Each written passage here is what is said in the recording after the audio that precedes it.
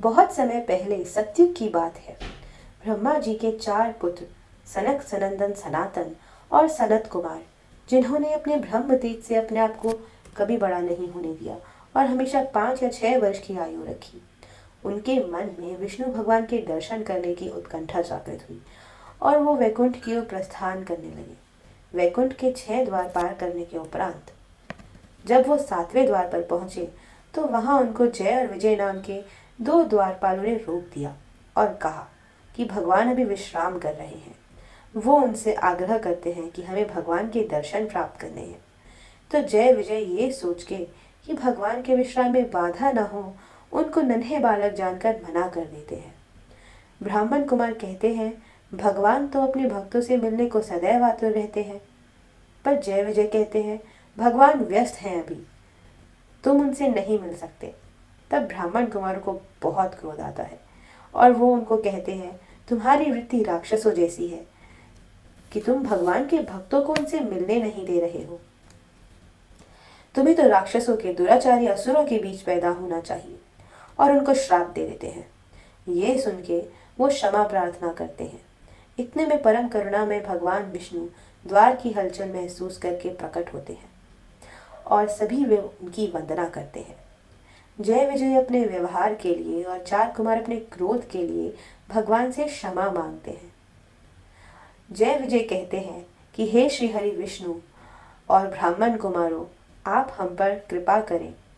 हम आपका सहर्ष श्राप को स्वीकार करते हैं, परंतु इतनी कृपा करें कि हम मृत्यु लोक में भी भगवान को कभी न भूलें। तब श्री हरि उनको दयापूर्वक कहते हैं कि तुम्हारे पास 2 विकल्प हैं। एक ये कि तुम 7 बार मृत्युलोक में जन्म लो मेरे परम भक्त के रूप में, अथवा 3 बार मेरे परम शत्रु के रूप में जन्म लो। तब जय विजय 3 बार मृत्युलोक में भगवान के परम शत्रु के रूप में जन्म लेना स्वीकार करते हैं, क्योंकि वो बहुत लंबे समय के लिए भगवान से दूर नहीं होना चाहते थे। तब उनका पश्चाताप देखकर भगवान उनसे कहते हैं कि ये सब मेरी ही इच्छा अनुरूप हुआ है, मेरे ही मन में युद्ध करने के भाव उत्पन्न हुए, इसीलिए तुमने ऋषि कुमारों को रोका और उन्होंने तुम्हें श्राप दिया। तत्पश्चात श्राप के अनुसार वो मृत्युलोक में चले जाते हैं। सबसे पहले हिरण्याक्ष और हिरण्यकशिपु के रूप में जन्म लेते हैं और भगवान वराह और नरसिंह रूप में प्रकट होकर उनका वध करते हैं। फिर वो रावण और कुंभकर्ण के रूप में जन्म लेते हैं और भगवान राम उनका संहार करते हैं। और आखिर में शिशुपाल और दंतवक्र के रूप में जन्म लेते हैं, जिनका उद्धार भगवान श्री कृष्ण के द्वारा होता है और अंत में वो वैकुंठ लोक में वापस आ जाते हैं। इस कथा में हम इनके प्रथम जन्म के विषय में बात कर रहे हैं।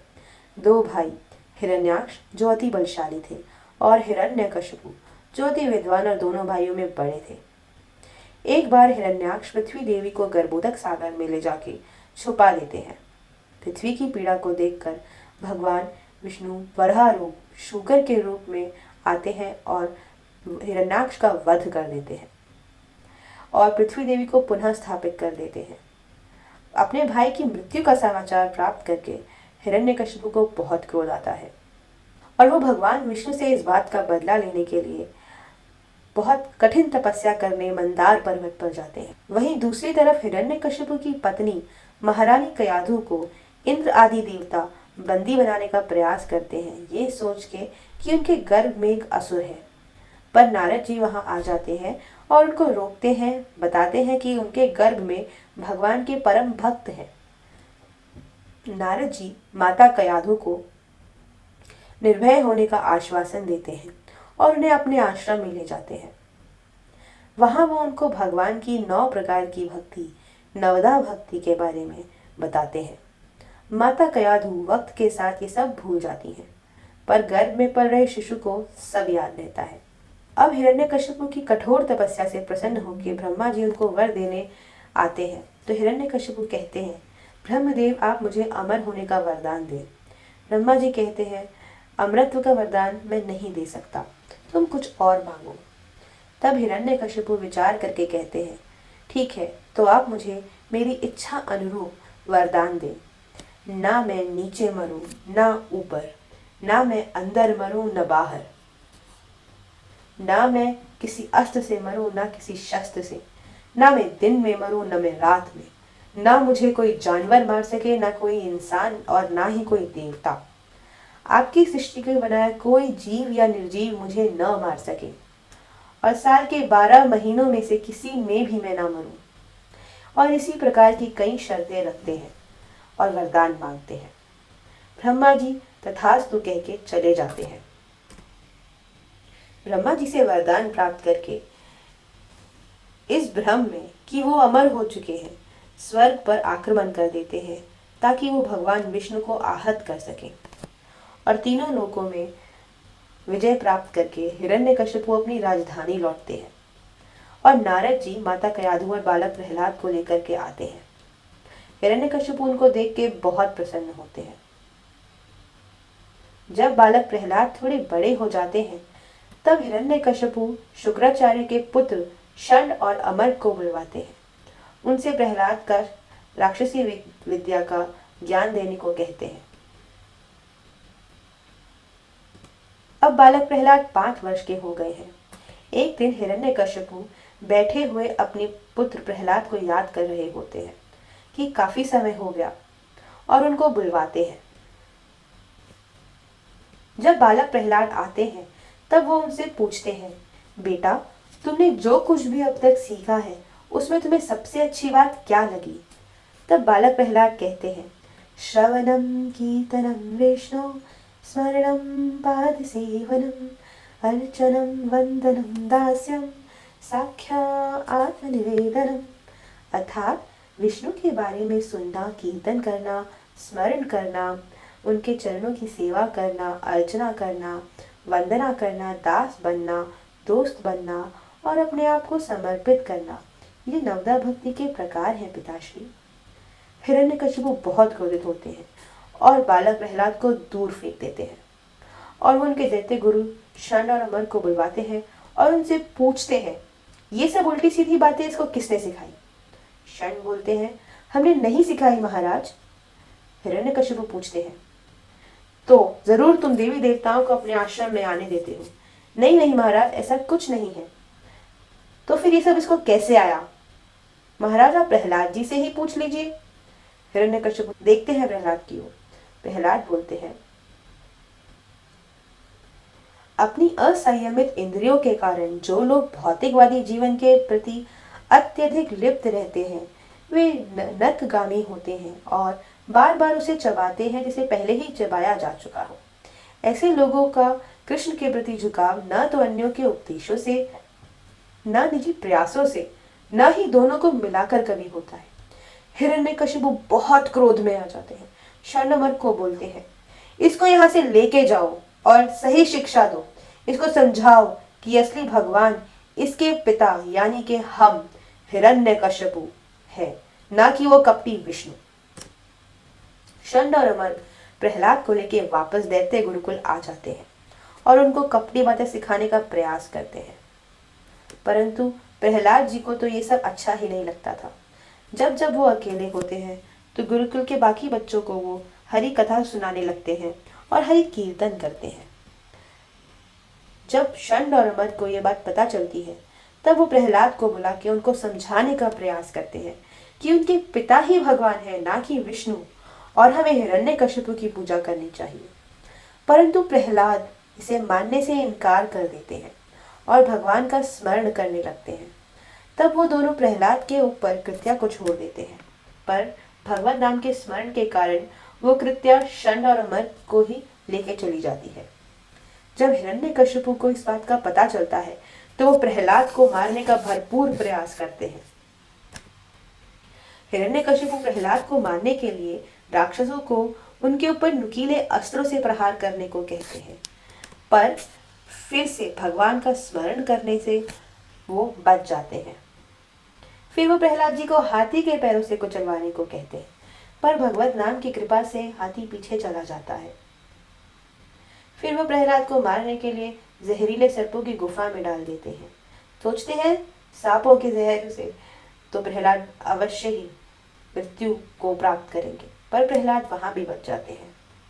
फिर वो खौलते हुए तेल में डाल के उनको मारने का प्रयास करते हैं, पर प्रहलाद भगवत नाम स्मरण करने लगते हैं और कुंड शीतल हो जाता है और उसमें कमल के फूल खिलाते हैं।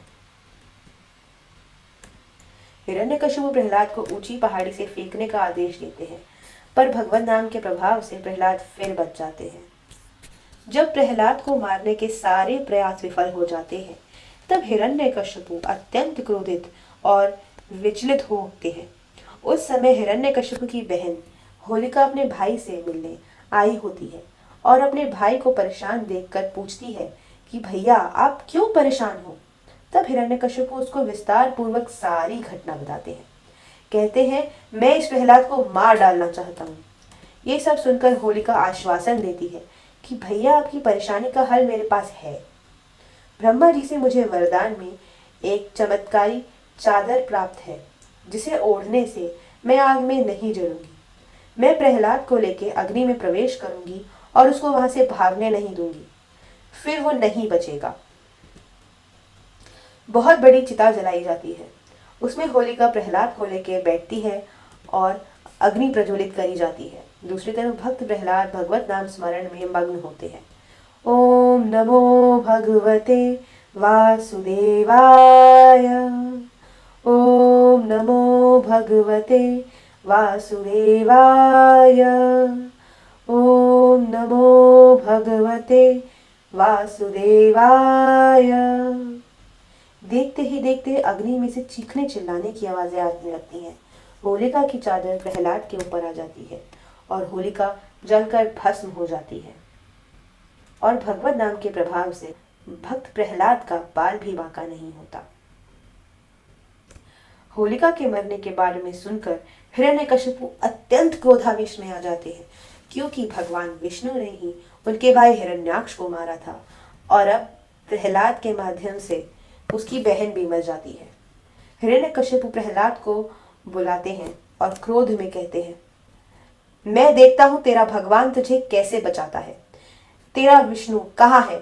इस बार भक्त प्रहलाद कहते हैं पिताजी वो तो हर जगह है, सृष्टि के कण कण में, हर जीव हर वस्तु में विराजमान है पिताजी। ये सुनकर हिरण्यकशिपु अपने सिंहासन से उठ खड़े होते हैं और प्रहलाद के पास जाकर कहते हैं अगर तेरा भगवान हर जगह है तो वो इस खंबे में भी होगा। प्रहलाद जी कहते हैं हाँ पिताजी वो इस खंबे में भी है। तब हिरण्यकशिपु खंबे पर प्रहार करते हैं। उसी क्षण उग्र नरसिंह भगवान प्रकट हो जाते हैं। हिरण्यकशिपु और भगवान के बीच द्वंद्व युद्ध होता है और भगवान नरसिम्हदेव ब्रह्मा जी के वरदान की सभी शर्तों के अनुसार हिरण्यकशिपु का वध करते हैं। 12 मासों में से किसी में भी नहीं, अधिक मास में, ना ऊपर ना नीचे, अपनी जंघाओं पर, ना अंदर ना बाहर, चौखट पर, ना अस्त्र ना शस्त्र, अपने नखों से, ना दिन में ना रात में, संध्या के समय, ना नर ना पशु, नर सिंह स्वरूप में भगवान उसका वध करते हैं। हिरण्यकशिपु के वध के पश्चात सभी देवतागण, ब्रह्मा जी और यहाँ तक कि लक्ष्मी जी भी भगवान के क्रोध को देखकर उनके पास जाने से डरते हैं। तब ब्रह्मा जी प्रहलाद जी को भगवान का क्रोध शांत करने के लिए उनके पास भेजते हैं।